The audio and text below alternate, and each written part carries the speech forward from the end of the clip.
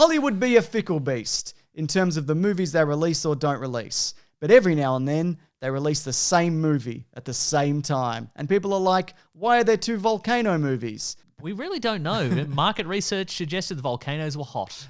Like a science? Yeah, science. That's what I'm thinking of. Okay, good. The market research of science. Yeah, so what we're going to do here, we're going to go through a number of movies that came out around the same time that are very similar in premise. Often I feel a studio might hear another one is making something similar. There might be similar scripts floating around at the same time. I see. Could just be in the ether. You never really know. Maybe for like these things. maybe like some sort of studio head gets a little jealous of another studio head. Yes. It's like, egos take control, you know? Dueling studio heads. Dueling studio heads. I'd watch both of those movies that come out at the same time. Well, market researchers said they're hot. Okay, good. Anyways, leave a like if you could. That'd be great. All right, we're going to start off, of course. Why not? 1997, we had Volcano and Dante's Peak. Pierce Brosnan, hot off the back of Bond. Volcano, hot off the back. Tommy Lee Jones is in it or something. Okay. They're both all right. I remember liking Dante's Peak more. But to Had me, the great Linda Hamilton in it. that's right. To me, it's much of a muchness on these ones. How do you feel? Yeah, look, I just think the era of volcanoes is over, you know? I'm not afraid that a volcano will burst up underneath my house, you know? Because Australia is in the middle of a tectonic plate? Yep. Yeah. Oh, yeah. That's Good. mostly the reason, yeah. Okay, that makes Yeah, a lot of sense to me. Terrific. The other thing is about these movies, Volcano made 122, Dante's Peak 178 million. I'm talking about for both of these. Huh, So I big think difference. the audience also felt the way you did. Yes. If that's the one you said you liked. Yep. Great. The most famous one, I think, though, let's do it now. 1998, we had Armageddon and Deep Impact. Both were about stopping a comet from crashing into the Earth. Mm-hmm. One of them did it. One of them sort of did it in terms of stopping the comet. And which one made more money? Well, there you go, Mason. Armageddon 553, Deep Impact 349 million. That's because people want a happy ending. That's right. Yeah. And I think the thing with Armageddon... I mean, at the time. Sure. Maybe now we want to see that asteroid hit the Earth. They want the movie knowing where everything's destroyed. Yep. Yeah, I think the idea also behind that movie is it's flashy and saccharine and it's got big stars in it, so it kind of makes sense to me that that would be the case. In 2003 and 2004, we got both Finding Nemo and Shark Tale. Mm-hmm. Finding Nemo made 871 million. Shark Tale made 367. Shark Tale felt like a soulless attempt to market a movie squarely around, look, it's Angelina Jolie and she looks like a fish. Look, it's Will Smith and he looks like a fish. Look, it's some of the people in Goodfellas and they look like a fish. I mean, that's pretty much universally appealing though, isn't it? Yeah, it really is. Like, imagine if you, Mr. Sunday Movies, looked like a fish. Oh my God. Yeah, I'd watch that video. Maybe rebrand as a guy who looks kind of like a fish. I already look like a different animal, but I'll do it. Yeah, please. Great. You seen both of those? I've never seen Shark Tale. Yeah, you don't need And to. why would I? No, you don't have to. I already can imagine what people look like as fish. That's their downfall, right? People Yeah. always want to know what someone would look like a fish. Yes. But the best way to do that, use your imagination. So true. Mm-hmm. In around the year 1998 and 1999, we got The Truman Show, which made $264 million. Beloved movie, considered a classic even by today's standards. And we got Ed TV. I knew that you were made going to say Ed 35 TV. million, starring Matthew McConaughey. Truman Show is obviously the better film. And it's the bigger scope as a movie. Yes. Like it's a world built around one man. Whereas Yes. Ed TV was just, hey, we're gonna Follow Ed. follow Ed. He's Yeah. a man. What's he do? He lives his life. I don't know. Jenna Elfman or whatever's in it, and Woody Yeah. Harrelson. The thing about Ed TV is I think it's closer to an actual representation of what reality TV became. Oh, for sure. Yeah. Yeah. But that doesn't mean it's a better You know movie. why? Because it was cheaper. That's why. right. What are they going to build a whole new town? Put somebody in it? Have somebody born into it? No, they'll follow around guys called Ed. Yeah, that's right. Yeah. I feel like Ed TV also spawned a lot of like reality TV as a result of it. Even though there was reality TV before that. Remember that early 90s one where they were like, yeah, we're in a house and it's Generation X. MTVs were in a house and we're Generation X. In 2006, we got The Prestige with 109 million and The Illusionist with 87 million. Dueling magicians, Dueling no less. magicians. And they were both about dueling magicians, I That's assume. right. We're going to slightly spoil Now that's the prestige. Isn't it just? We're going to slightly spoil The Prestige, I guess. For the most part, The Prestige is rooted in actual magic tricks that were possible at the time. Sure, yeah. The mechanics of it, the performances and things like that. The rivalries. Yes. The bit where you put a bullet in a gun and you pretend to shoot someone. David Bowie was alive in that era. Twins. Yep. All of these things that happen in The Prestige. But I feel like The Illusionist was a lot of... The illusions that they used weren't actually possible. They used a lot of hologram stuff. Do you remember? Oh, yeah, vaguely, yeah. Yeah. We saw it. Yeah, maybe. Wasn't great, was it? It was okay. Because we maybe saw it and you maybe remember it. I don't know if I did see it. Yeah. No, you did. We did see it. Yeah, I remember. Now that's the Prestige. Isn't it just?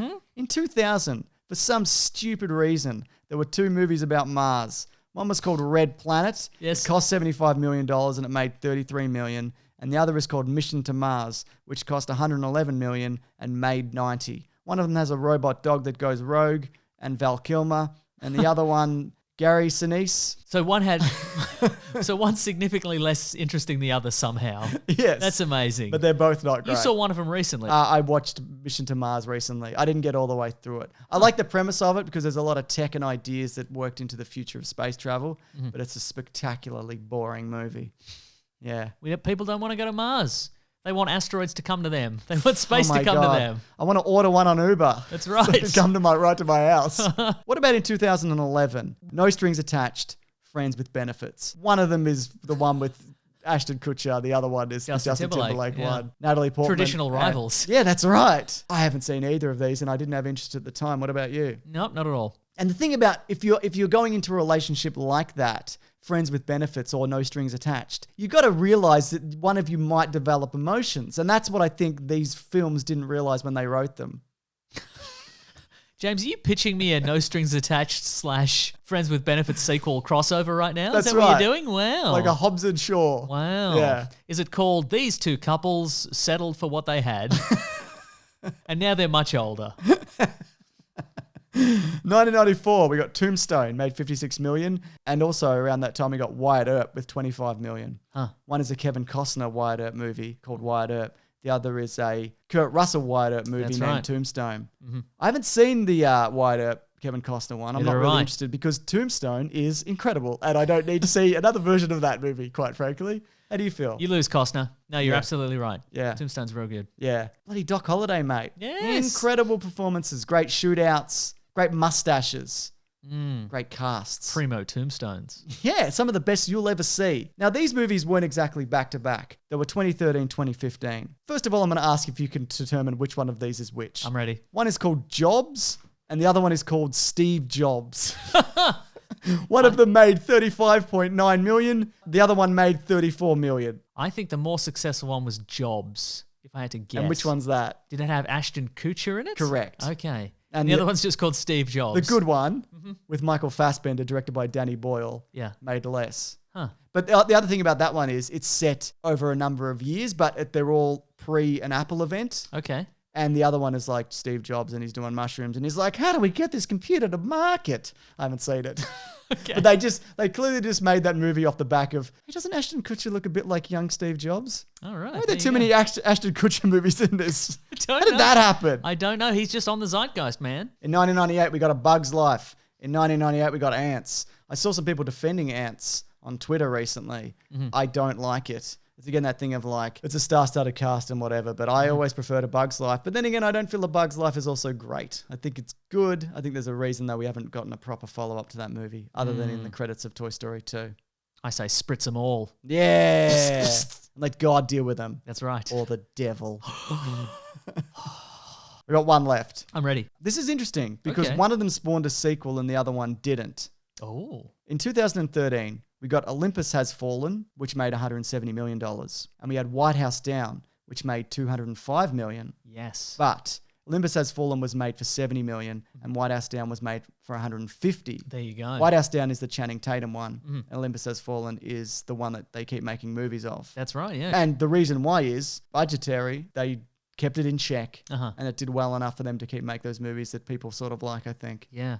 Also, I think maybe the downfall of the movie White House Down is it's Channing Tatum is like a White House security guy who has to buddy up with the president. Yeah. And there's only so many ways you can contrive buddying up with the president again. Like, what are they going to do? What about the movie Pixels, where they buddy up with the president? Oh, yeah. Look, there's a number of other examples of this. We got The Cave, The Descent. We got Madagascar. We got The Wild. We got Capote and Infamous. We got First Daughter and the other one. There's a number of movies like this. Doesn't seem to be in a lot of these a massive difference in quality, though. I think there are some examples like Jobs and Steve Jobs. But a lot of these are like, you have to pick Olympus Has Fallen or White House Down. Who cares? No, I don't. You have to pick No Strings Attached or Friends with Benefits. Just run them both at the same time, I reckon, on different laptops. But I think maybe that's just a testament to a lot of movies in Hollywood are kind of the same, roughly. Yeah, okay. Quality-wise, they're all about the same. Yeah. But the real question is, Yes. do people think Armageddon is better than Deep Impact? Oh, it's a really good question. Yeah. But Wyatt Earp is better than both of those movies. No. The other one that I like. Okay. Well, Wyatt Earp is also. Maybe it is. I haven't seen it. Maybe cowboys defeat asteroids every time. Oh, my goodness. What about cowboys versus asteroids? That would not go well for the Cowboys. I wouldn't think They'd so. ride out on their horses with their lassos a flailing. Immediately killed by They'd an be asteroid. smashed by Along with the asteroids. rest of civilization. Yeah. Yes, that's right. Yeah. Yeah. But they gave it a go. That's what being a cowboy's about. That's what the Wild West was built on. Anyways, this is a video, wasn't it? Yep. And we do these. I mean, mostly, sure. Yeah. Yeah, some of the I time. mean, we have other stuff in our lives. That's true, including a podcast. It's called The Weekly Planet. Comes out every Monday morning. If you want the news of the week, movie news, TV news, things like that, and then you want a hot topic, that's where you got to go. That's right. It's not where you got to go because, of course, there is concurrently running other podcasts that are practically the same. No, you don't want any of those. They all suck. They're bad. Yeah, take it from us, the guys who do one of those. Yeah. One of the rival podcasts. The other ones are bad. Exactly. Yeah, you can trust us, I think. Definitely. Also, if you could subscribe because there's videos here all the time, that'd be great. And look, I'm at Mr. Sunday Movies on Twitter. I'm at Wikipedia Brown on Twitter. See you guys at a different time. Grab that gem, you guys. We'll see you next week. Goodbye.